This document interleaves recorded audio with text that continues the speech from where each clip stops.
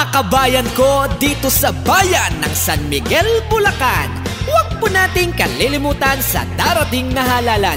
Number 14 sa balota para konsehal ng bayan, Wilfredo Cap Calvo de la Cruz. Maasahan natin yan. May sipag at determinasyon, tapat na serbisyo ang kanyang aksyon. Maglagay naman kayo ng pangit sa konseho. Yung pangit na ang layunin ay hindi lamang magbigay ng pangako, kundi magbigay ng konkretong aksyon at tapat na serbisyo. Kaya Cap Calvo de la Cruz para konsehal ng bayan to. Ano, saan, nandito na ang tamang konsehal. Si Wilfredo de la Cruz ay ating ihalal.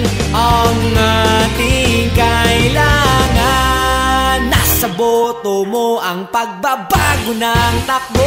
At walang mangyayari kung hindi mo susubukan. Magbukas ka ng isipan, lahat tayo ay matutulungan. Ihalal nyo na, serbisyo niya ay solid nga. Lahat ay gagawin sa bayan natin pag siya na ay ating nahalal.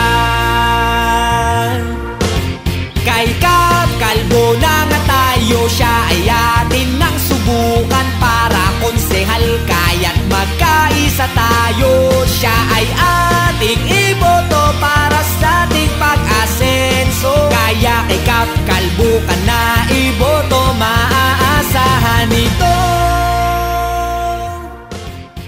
Kabayan ko, maglagay naman tayo ng pangit sa konseho. Yung pangit na ang layunin ay hindi lamang magbigay ng pangako, kundi magbigay ng konkretong aksyon at tapat na serbisyo. Hindi para sa pangsariling kapakinabangan, kundi para sa ikakabuti ng bawat San Miguelenyo. Kaya mga kabayan ko, number 14 sa balota, Cap Consi Wilfredo de la Cruz, konsehal ng bayan to.